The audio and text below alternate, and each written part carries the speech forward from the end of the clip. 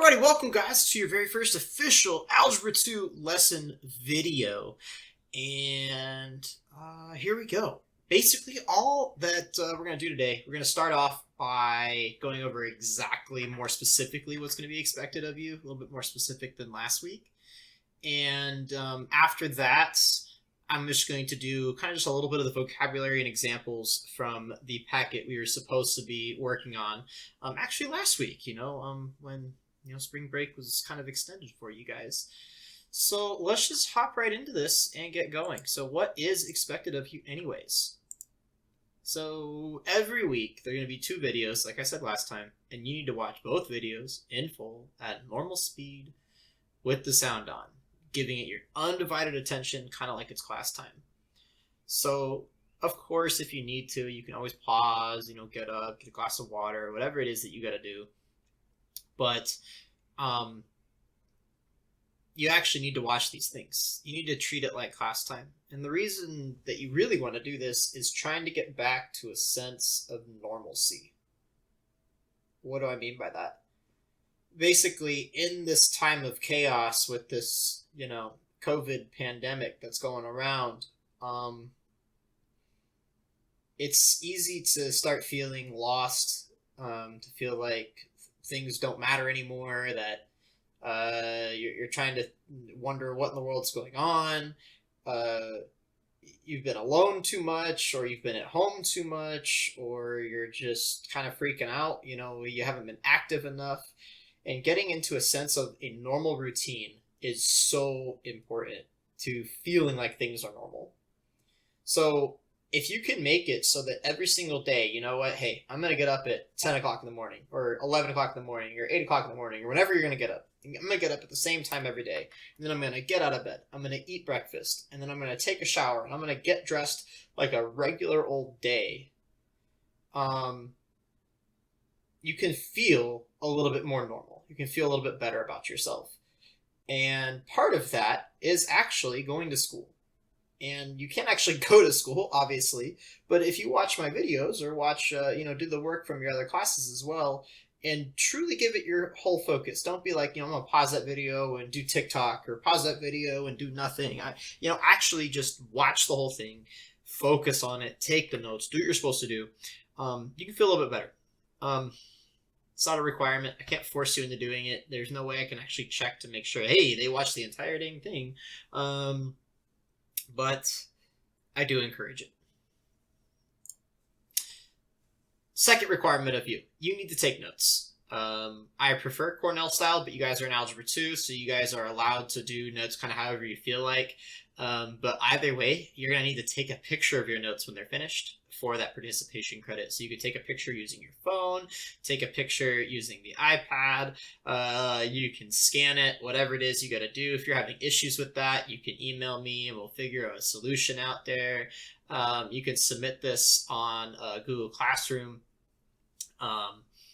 And that's going to be your assignment. That's going to be how you get graded for this week and for future weeks for the participation credit aspect of this class. And eventually it's going to be on Canvas, not Google Classroom. That switch to Canvas happens on April the 6th. That's 2 weeks from today. Starting on March 30th, so a week from today, you will have required homework to complete. It's going to be just like my regular old homework assignments. Those homework assignments will be just like before, where I have a video for them if you want to. You don't have to watch the video for those. You got to try them out, and you do actually want to learn them, and we'll see why I want to learn them in just a minute. But again, to get back to that sense of normal, it's nice to have an actual conversation with your teacher sometimes, or with your peers. So I will be setting up WebEx. It says WebEx or Zoom there. I just found out about 5 minutes ago that we're not going to be using Zoom. We're going to be using WebEx, that's for sure. So we'll be using WebEx. And I'm going to be setting up tutoring hours basically every single day, so you can come in and learn how to do these problems, or at least talk to me and figure out how your life is going. It might, again, add that sense of normalcy. But regardless, you're going to be graded on your completion. You get it done, you get full credit, easy enough. So there's 2 parts so far. There's participation credit, that's going to be the notes. There's going to be homework credit, that's going to be actually just doing these homework problems. And last but not least, starting on April the 6th, you'll have at-home quizzes or tests. I haven't decided how it's going to happen yet. I supposedly have full access to Canvas, and I can do Canvas quizzes, and that's what they kind of want me to do, but I don't really know how that's going to happen yet. So we'll find that out soon enough. Let's get going on the actual lesson aspects of this video, though. So to do that, I need to hit my little transition button. I need to get over to turning this guy off and transition over. Beautiful. So where am I getting this information from? What am I doing? We've actually already, in the past, I gave quite a few of my classes this page right here, Polynomials, Review, and Definitions. So if you've already got notes on this, then you're a little bit ahead of the game, but I'm just going to take it through step by step how I kind of want your notebook set up. You don't have to do it this way. It's just kind of what I'm hoping for, what I'm looking, and it might help us to understand and organize, and you're going to want to look back at these later for your test or your quiz to kind of really help you out.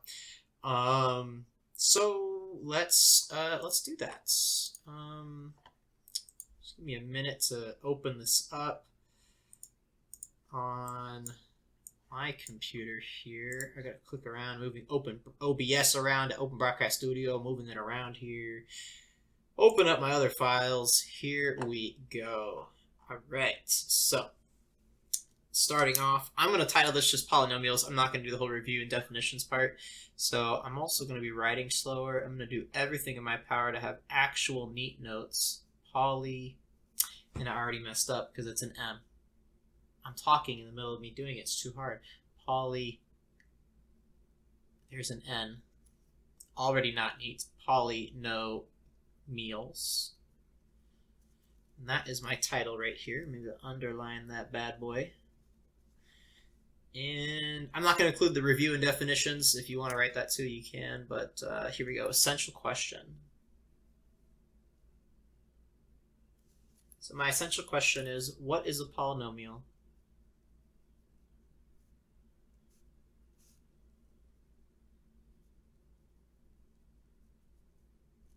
And what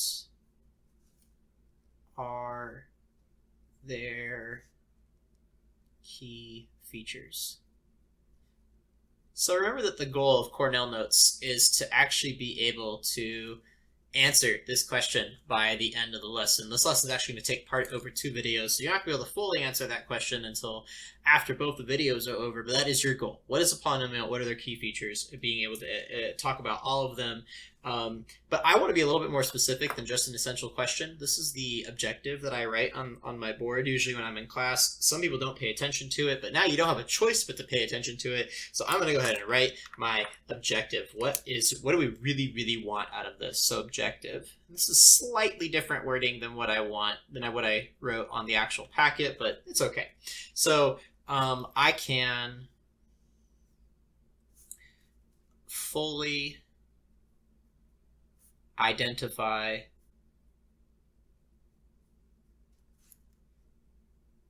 a polynomial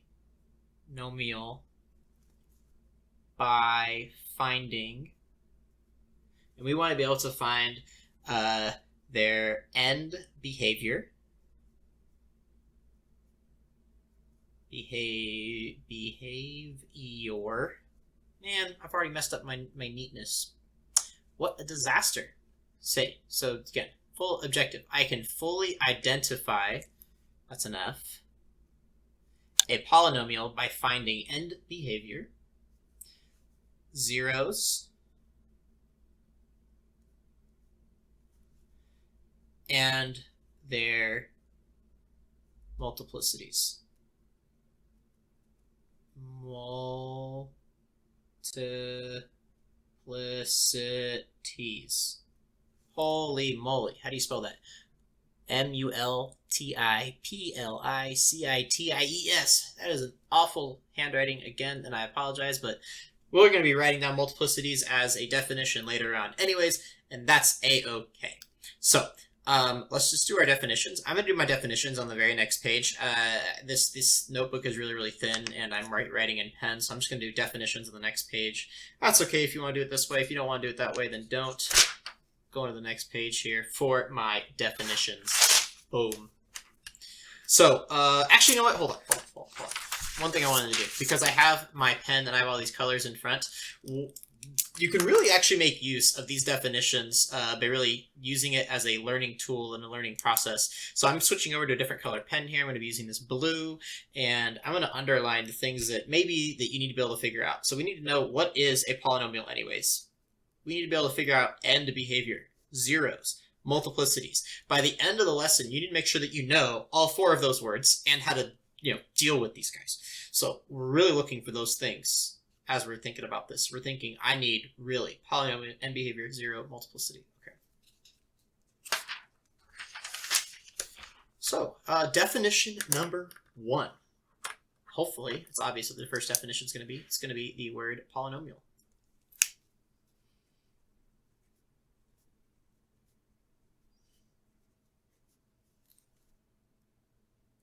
So the word polynomial. So I'm going to use purple here as that guy here, but I'm going to switch color immediately to green. So the word itself is going to be in purple, and then the definition will be in green here. So polynomial is my first word, and the definition is any expression. I don't know why I capitalized the E there. That's silly. Of the form. And the form is this, a sub n times x to the n. Okay, so let's break this down right away. A sub n is a number. We're talking about what kind of numbers they are in a second. The sub n means it's attached to this exponent. So it's saying that this guy goes with this guy. That's all it's trying to say. That's not, it's one number. Plus a sub n minus 1 times x to the n minus 1. So this is saying that this guy is attached to this guy. That's all it's saying. N minus 1 means, well, what if that was 5, then this is 4. So this is a sub 5, that'd be a sub 4. Okay. Dot, dot, dot means there's stuff in between. Eventually you're going to get to a sub 1 times x to the 1 plus a sub 0. So you could write times x to the 0 here, but you do not need to. It is optional to write that x to the 0 there. X to the 0 is 1, so we don't have to write it. Invisible 1 there if you want to. Invisible x to the 0. And now, all these different parts we are going to be giving names to. So I'm going to again switch colors up. I'm going to switch over to red now. And I'm going to start underlining all of the A's. All of those A's there are called, switching over to purple because that's the vocabulary word one, they are called coefficients. I'm going to hit this little light button. It's a little bit better, not that much better, but. So maybe I should underline the vocab words because that's what we need to know. So those guys in front are called coefficients. All the A's in front, they're basically the numbers that go in front. And for these, the guys, those numbers in front, these coefficients, they're allowed to be literally anything.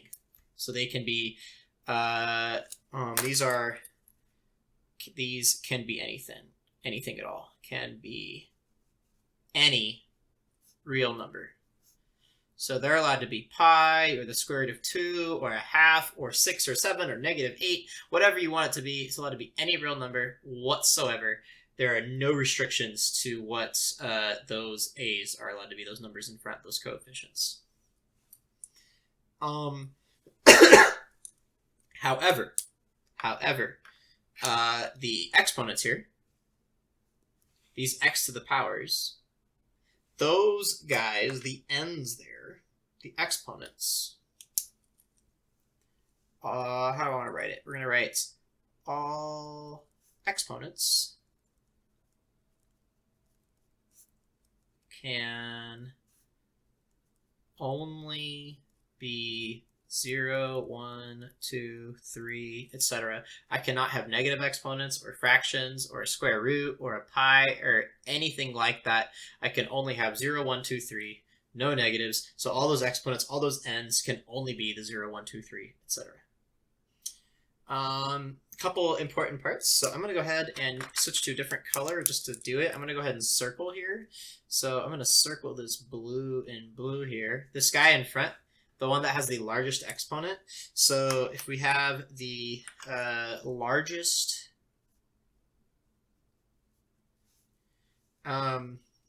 exponents in the problem,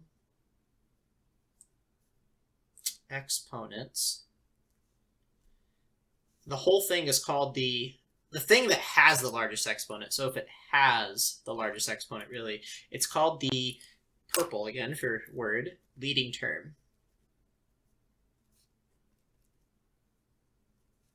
And the number in front of that leading term is called the leading coefficient.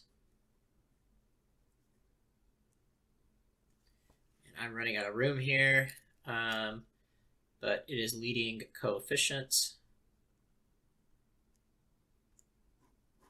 So it had the whole dang thing is called the leading term. The number only in front, that guy there, just the A, is called the leading coefficient, and the exponent is called the degree.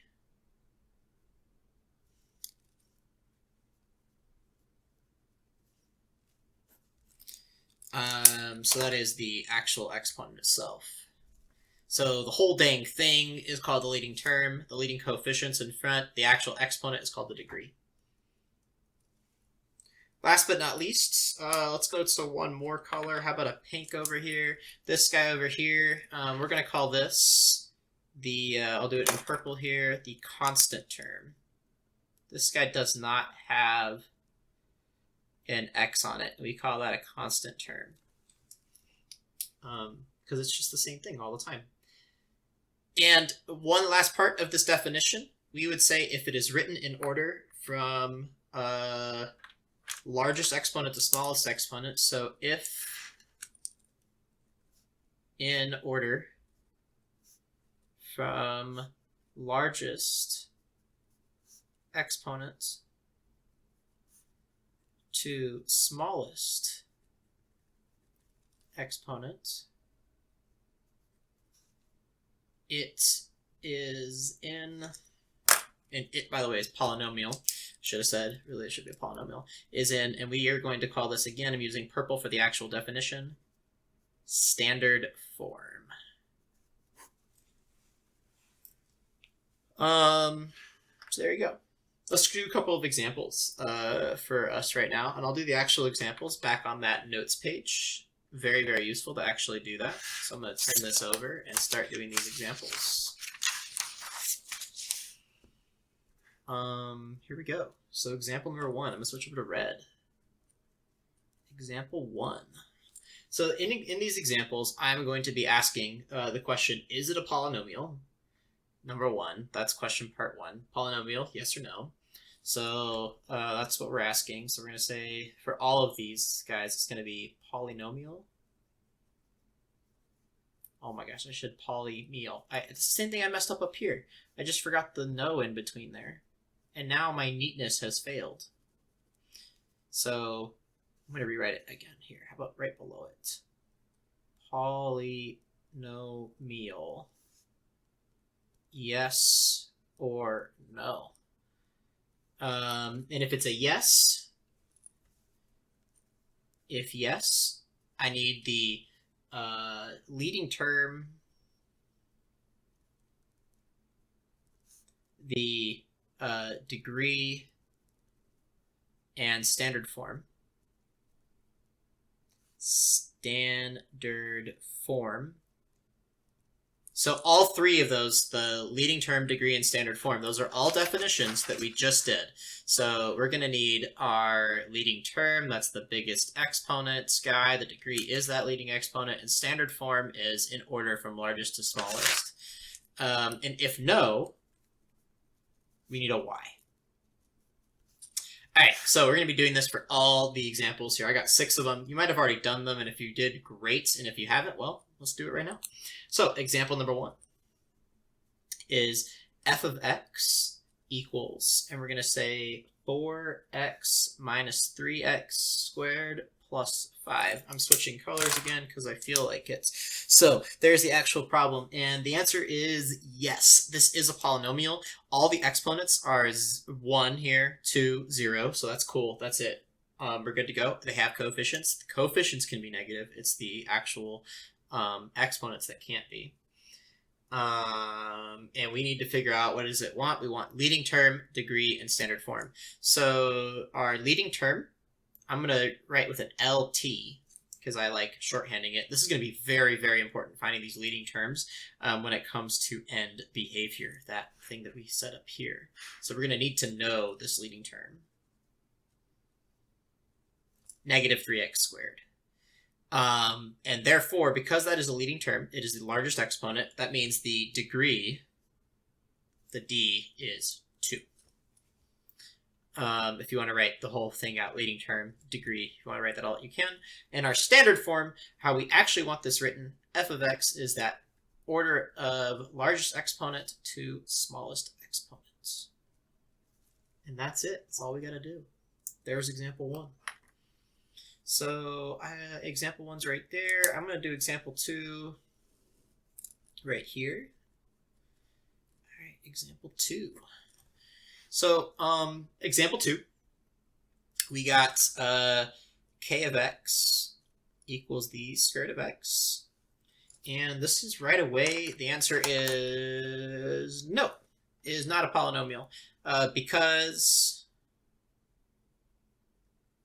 no fraction exponents.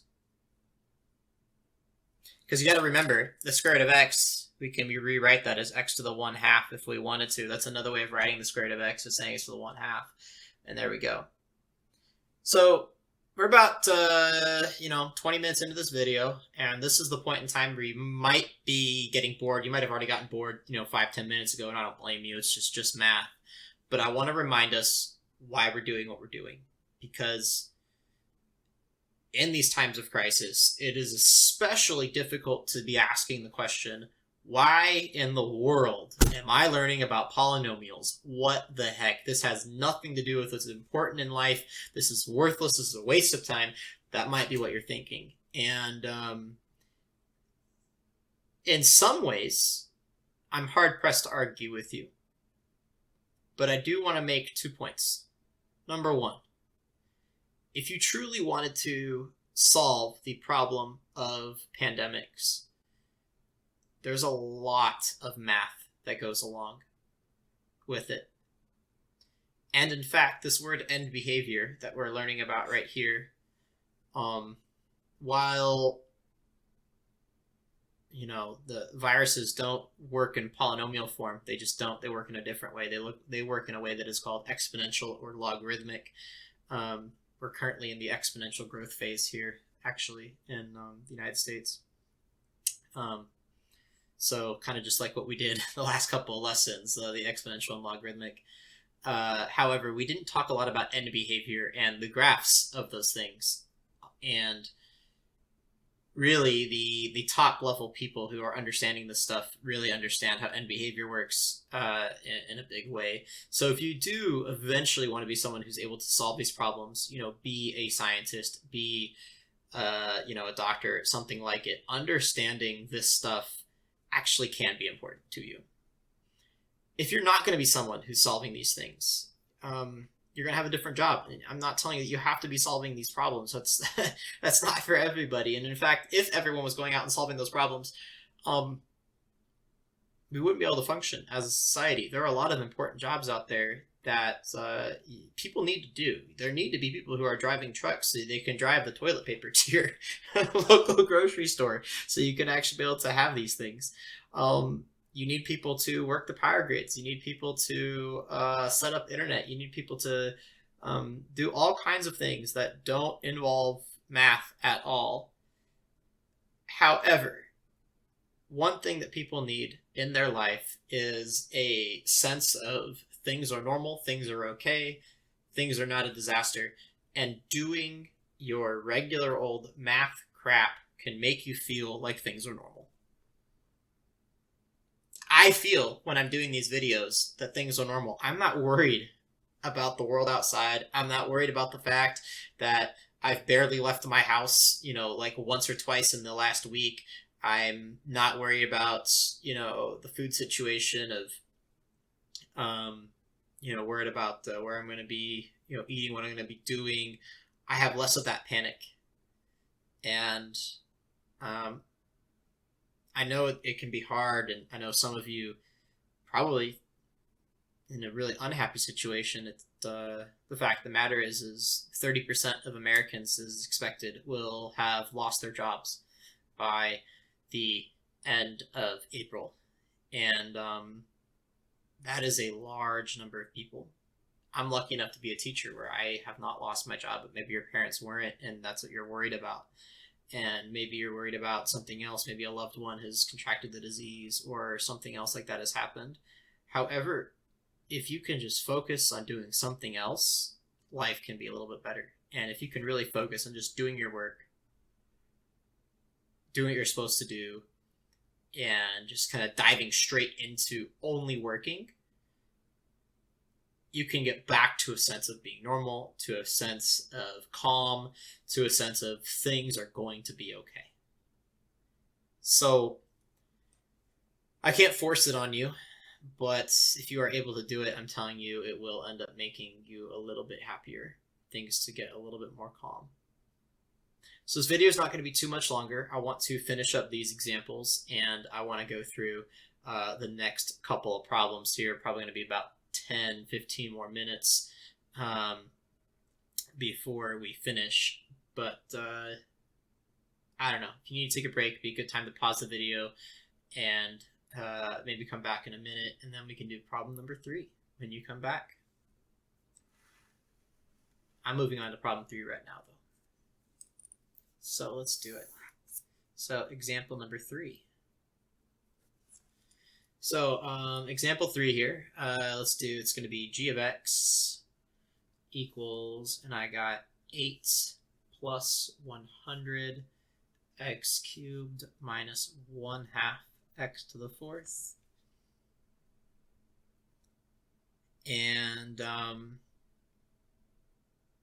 yeah, we got to figure out a couple things about it. So is it a polynomial? Yes or no? And if it's yes, what's the leading term, degree, standard form? And the answer here is yes, it is a polynomial. So some students see the 1/2 and they say, oh, nope, that's not right. The 1/2 is not an exponent, and that's okay. You need to have only the exponents can only be 0, 1, 2, 3, 4, and that is what they are. It's we get a 0 exponent there, 3 and 4. So this problem, correct answer is yes. So that means we have a leading term. Our leading term is -1/2 x to the 4th. The degree is 4. It is that highest exponent. And in standard form, we have g of x is equal to, I don't know why I wrote an s there. I didn't do it in the previous problem. Whatever. -1/2 x to the 4th plus 100x cubed plus 8. Easy enough. Continuing on. Example number 4. So example number 4, g of x equals the square root of 2 multiplied by x. So here on this problem, starting now, maybe pause for a second, see if you can figure out the answers on your own before watching me do some more work. Okay, there's your chance to pause. The answer is yes in this question. The square root of 2 might freak you out, but that's okay. It doesn't matter. The exponent still has an exponent of 1, so the answer is yes. The leading term is the only term, so rad 2 times x is that leading term. The degree here is 1, because there's an visible 1 right there. And standard form, it's already in standard form. So that's it. Oh, I don't know, right? G of x again. It's whatever. It's a new problem. G of x is rad 2x. Cool. Moving on to the next one. So, example number 5. H of x equals 5 over x plus 3x squared minus 4. And the answer is no. And the reason why the answer is no here is because that divided by x, no negative exponents.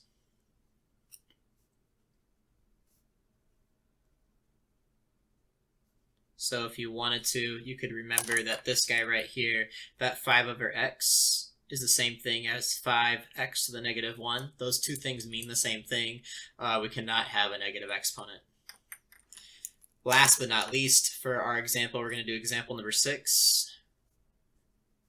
So example number 6 here, we got b of x equals pi. And the answer here is yes.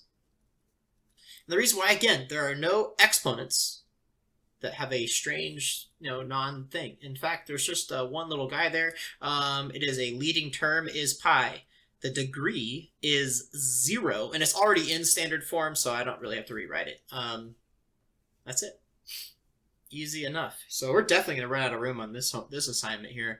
I have a lot more examples to do. Probably not going to be a one-page kind of notes anymore for the rest of these days because I don't have stuff to print off for you, but that's okay. Life goes on.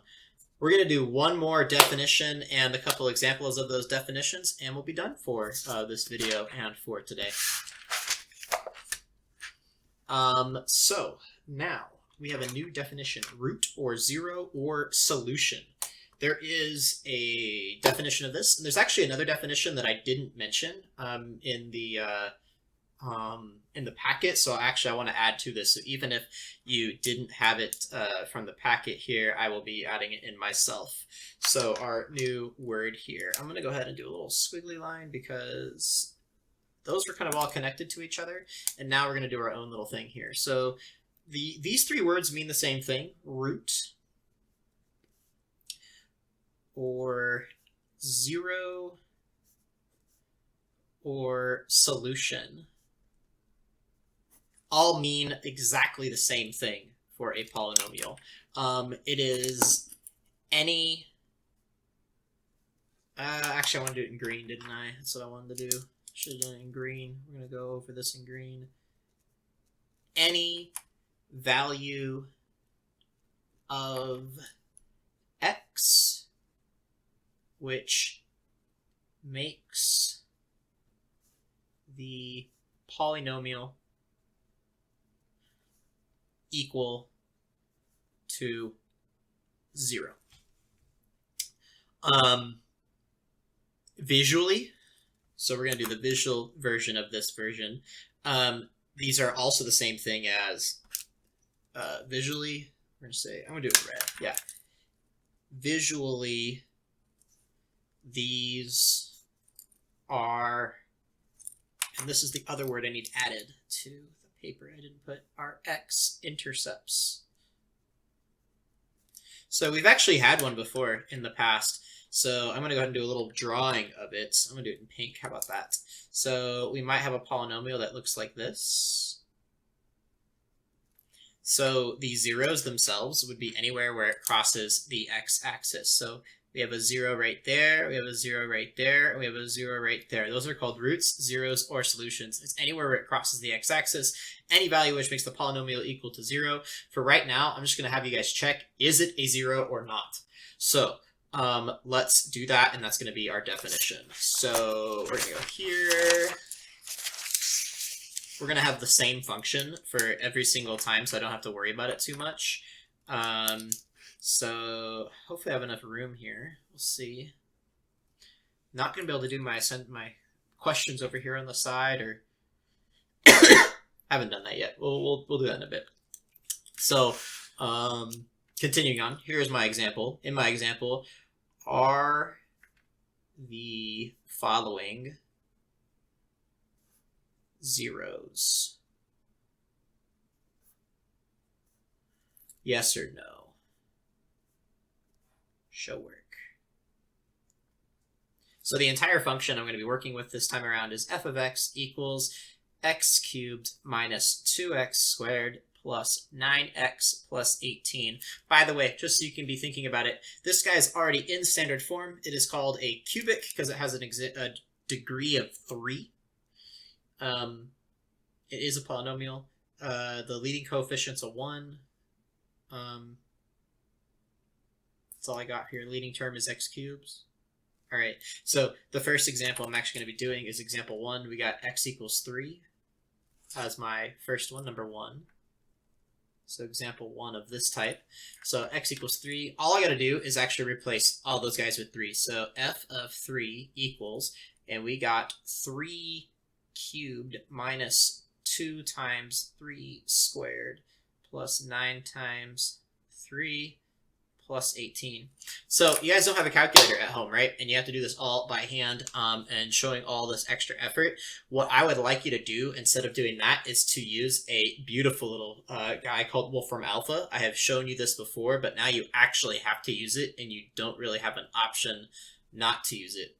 If you're on an iPad, unfortunately, it will try to get you to download the app and you're gonna have to say no because we don't let you use the other apps. Technically, you can still do this, you know, by hand without a calculator, but Wolfram Alpha is better for this. So we're gonna go ahead and switch this over.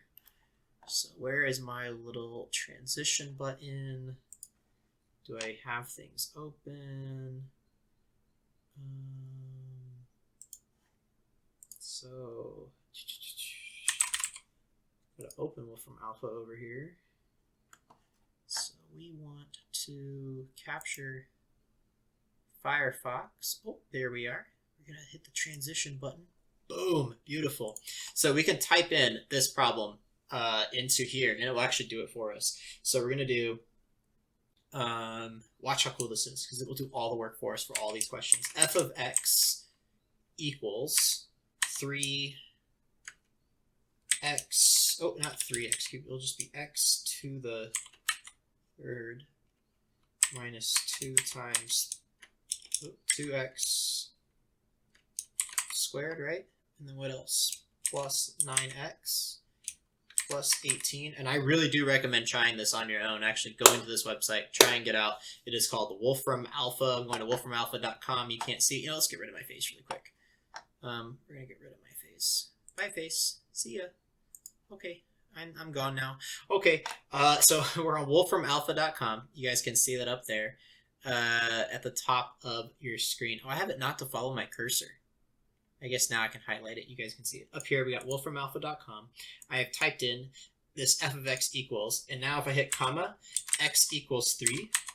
And if you type, let it do this, it will think for a minute, and it will spit out the answer for you, and hopefully it does. If it doesn't, uh-oh, it's not doing what I wanted. No! Maybe I gotta type in the word evaluate.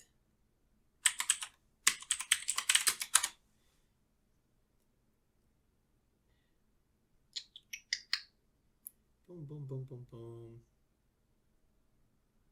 Great. Maybe I typed in the problem wrong because it said 54. I wanted the answer to be 0. Did I type in the problem right? No, it's minus 9x. That's a problem. I copied the problem down wrong.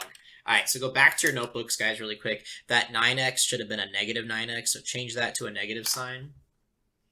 And we got to change this to a negative sign. And it will plug in 3 for you.